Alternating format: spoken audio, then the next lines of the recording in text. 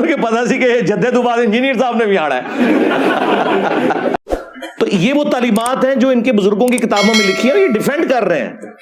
ہم اس کے جواب میں پھر آپ سے نہ پوچھیں کہ تم بزرگوں کے بارے میں کلیم کر رہے ہو کہ وہ نیچے دیکھتے تھے سونا بنا دیتے تھے, درختوں کو سونے کا بنا دیتے تھے. خدا کے لیے سورہ بنی اسرائیل کے اندر جو کافروں نے رسول اللہ صلی اللہ علیہ وآلہ وسلم سے 9 معجزات مانگے تھے نا, ان میں سے ایک معجزہ یہ بھی تھا کہ اس کا کوئی سونے کا گھر بن جائے تب اسے پیغمبر مانیں گے. تو اللہ تعالیٰ نے پتا اس کے جواب میں کیا کہا کہ تم فرماؤ میں تو بشر ہوں, رسول ہوں, اللہ کا پیغام پہنچانے والا ہوں, یہ اللہ کے اختیار میں ہے. رسول اللہ صلی اللہ علیہ وآلہ وسلم کے لیے تو اوپر دیکھیں تو سونا, نیچے دیکھیں تو سونا تو نہیں ہوا. جہاں پہ نبوت بھی سٹیک پہ لگی ہوئی تھی اس حوالے سے کہ کافر وہ ڈیمانڈ کر رہے تھے معجزہ. تیرے بزرگوں کا اتنا مقام ہو گیا کہ ان کے لیے بعد میں یہ ساری چیزیں سونے کی بن جائیں گی. چلے اس کے بارے میں کوئی کہہ لے گا جی وہ اللہ تعالیٰ کی مشیت یہ تھی کہ کافروں کو معجزے کے طور پہ یہ چیز نہیں دکھانی, صرف قرآن ہی معجزہ ہے. چلے آگے چلتے ہیں.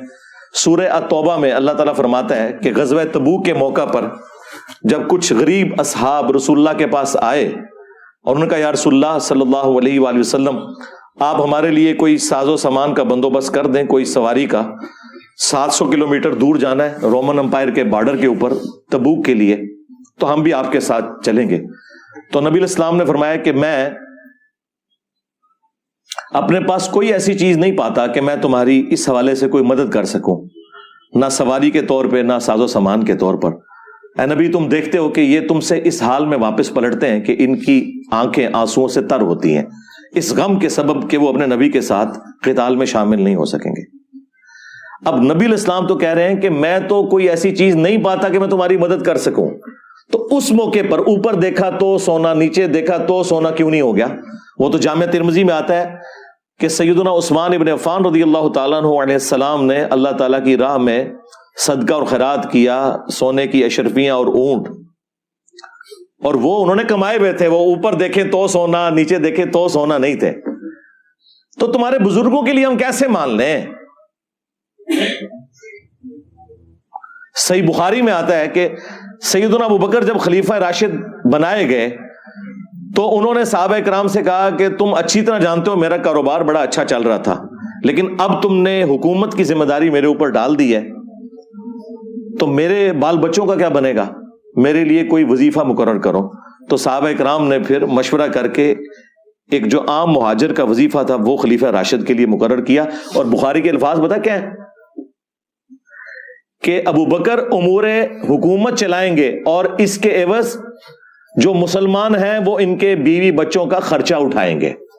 کتنی گستاخی ہے کہ ابو بکر کے گھر والوں کا خرچہ مسلمان اٹھا رہے ہیں ان کے بقول. لیکن ہمارے نزدیک ایسا ہی ہوتا ہے بھائی. یہ نہیں ہوا کہ حضرت ابو بکر نے مسلح اٹھایا تو نیچے سے سونا نکلا, نہیں نکلتا ایسے سونا, ایسا تو نہیں ہوتا. اوپر دیکھیں تو سونا, اور دیکھیں یہ لوگ دعوے کرتے ہیں ہم جی صحابہ کرام اور اہل بیت کے مان رہے ہیں, اور نسوے تو ہیں تو انہوں پتہ ہی نہیں صحابہ کرام اور اہل بیت دا کوئی. تسی بابیاں دے مننے والے ہو. یہی مصباحی صاحب ایک اور واقعہ سناتے ہیں ایک بزرگ کا. وہ کہتے ہیں کہ وہ سمندری جہاز کے ذریعے حج یا عمرے کے لیے جا رہے تھے اور بار بار کیپٹن سے آگے پوچھتے تھے کہ بھئی کب آئے گا جدہ؟ تو وہ کہتا تھا ابھی تو یہ بندرگاہیں آئیں گی پھر. اور پھر وہی جو ان کی کہانی تھی وہ چھوڑ دی انہوں نے. وہ کہتے ہیں کہ جی وہ بزرگ جو ہیں وہ انہوں نے اپنی کرامت دکھائی اور نے کہا جی کیپٹن صاحب لو پھر جدہ آ گیا جی. ہمارے بزرگوں نے کوئی لطیفے نہیں لکھے جی. یہ کتاب ہے تذکرہ غوثیہ, یہ غوث علی شاہ صاحب رحمۃ اللہ تعالی علیہ کے ملفوظات. فرماتے ہیں میں حج کرنے کے لیے گیا اور میں بمبئی بندرگاہ سے بحری جہاز پہ بیٹھا. کہتے اسی طرح جہاز بمبئی بندرگاہ سے نکلا, تھوڑا سا جہاز آگے گیا ہوگا تو بابا جی آ گئے اور آ کے میرے والد صاحب کو کہتے ہیں مولوی صاحب یہ تو بتائیں جدہ کب آئے گا؟ تو کہتے ہیں میرے والد صاحب مسکرا کے کہنے لگے بزرگوں وہ یہ تو جہاز بمبئی بندرگاہ تو چلے ہیں 11 دن لگنے نے پھر جدہ آئے گا. کہتے ہیں بابا جی چلے گئے, اثر پھر آئے وہی سوال, میرے والد صاحب کا بھی وہی جواب, پھر چلے گئے مغرب پڑھ کے پھر آئے پھر وہی سوال.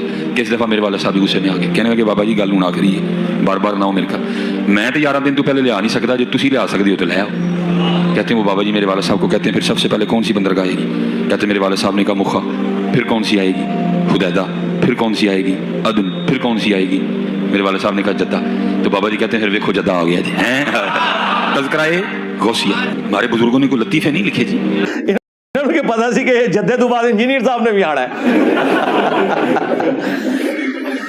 इतना बड़ा ब्लंडर बाबे से हो गया। यही मैं कहता हूं, इन बाबों को ना कुरान का पता, ना सुन्नत का पता, ना इनको नमाज ठीक आती है, ना इन्हें ज़कात के मसाइल पता है, ना इन्हें हज के मसाइल